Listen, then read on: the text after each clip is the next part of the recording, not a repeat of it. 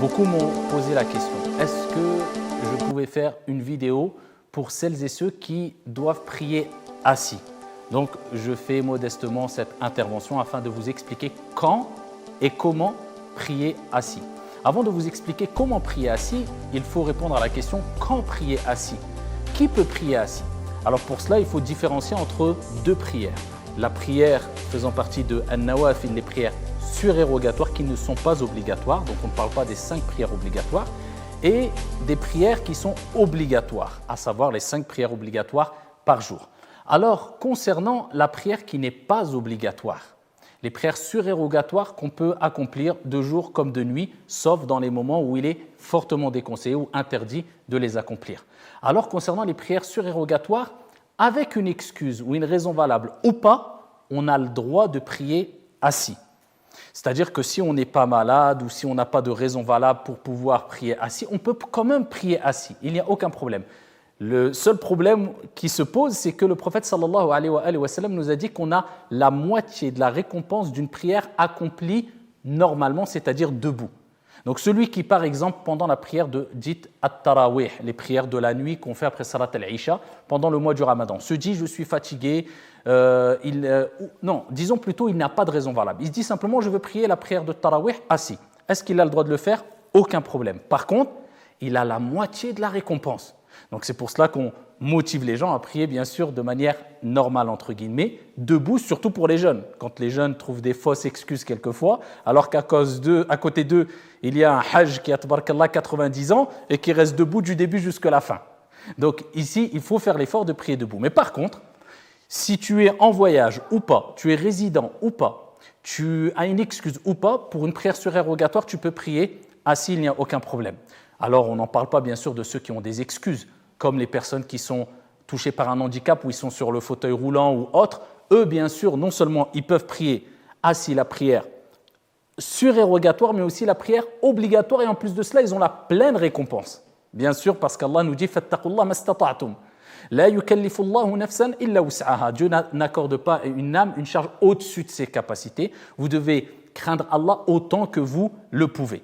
Maintenant, parlons de la prière qui est obligatoire. La prière qui est accomplie ici, parce qu'elle est obligatoire, donc on doit l'accomplir de manière comme elle a été décrite par le prophète alayhi salatu wassalam. Le prophète nous dit « Salli qa'iman, fa illam tastati' fa qa'idan, fa illam tastati' fa ala jamb » Prie debout.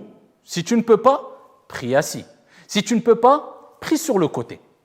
Donc là, il y a un ordre de prier debout. Là, on parle de la prière obligatoire. Donc celui qui ne peut vraiment pas prier debout, pourquoi? Parce qu'il a un handicap, comme j'ai dit précédemment, ou bien tout simplement parce qu'il ressent une forte pénibilité due à une maladie où il y a un risque que s'il prie debout, eh bien, sa maladie va s'aggraver. Donc il est vraiment dans une situation où il a vraiment une excuse valable. À ce moment-là, il peut prier assis. Mais l'erreur qui est commise par beaucoup de gens, c'est qu'ils prient leur prière assise parce qu'ils ont une excuse soit, mais du début jusqu'à la fin de la prière. Alors qu'ils ne doivent pas prier assis du début jusqu'à la fin de la prière, puisqu'ils peuvent faire par exemple réciter Surat al-Fatiha en étant en position debout. Ils peuvent faire l'inclinaison normalement, mais c'est simplement la prosternation qu'ils ne peuvent pas faire. Donc eux, qu'est-ce qu'ils doivent faire? Ils doivent prier assis que lorsqu'ils ne peuvent pas accomplir un acte complètement, une obligation ou un pilier complètement qui fait partie des piliers ou des obligations de la prière. Prenons un exemple. Moi, je suis malade et je n'arriverai pas à me prosterner. Il est impossible pour moi de me prosterner. Si je me prosterne, je vais avoir une grosse difficulté qui fait que je n'aurai plus aucun recueillement dans la prière. Je ne peux pas. Je ne peux pas me mettre assis. Est-ce que j'ai le droit de prendre la chaise, de m'asseoir dès le début et de dire Allahu Akbar et faire toute ma prière assis? Non, ma prière est nulle. Elle n'est pas valide. Pourquoi? Parce que j'ai abandonné un pilier, rukn min arkani salah, parmi les piliers de la prière, ou si on utilise un autre langage selon les écoles juridiques, un acte obligatoire qui fait partie des obligations de la prière, à savoir la position debout, et je pouvais la faire. Donc moi, je dois m'abstenir de faire seulement les actes que je ne peux pas faire. Et là, je suis en position assis. Alors, soit assis à même le sol, en tailleur, comme le prophète nous l'a indiqué, ou bien sur les genoux, ou à défaut sur une chaise. Donc, disons, je ne peux pas faire la prosternation, mais je peux être en position debout. Je n'ai pas le droit de prier assis au début. Comment je vais faire? Je vous donne l'exemple. Je me lève et je vais commencer ma prière. Alors, en direction de l'Qibla, obligatoirement, oui, sauf pour la prière surérogatoire lorsque je suis en voyage. Retenez bien ça. Pour la prière surérogatoire lorsque je suis en voyage. Ce n'est plus obligatoire car il est rapporté d'après Amir ibn Rabi'a radiyallahu anhu warda, il dit قال رأيت رسول الله صلى الله عليه وسلم يصلي على راحلته حيث توجهت به. Le prophète alayhi salatu wasallam a prié sur sa monture et ici, il se tournait où le menait sa monture. Donc les savants ont dit pour une prière surérogatoire, lorsqu'on est sur notre monture, par exemple sur un bateau ou un avion, et on a fait takbiratul ihram, et l'avion ou le bateau ou notre monture bouge, si c'est une prière surérogatoire en voyage, il n'y a aucun problème. Mais pour une prière obligatoire, bien sûr, ici, je dois me diriger face à la qibla.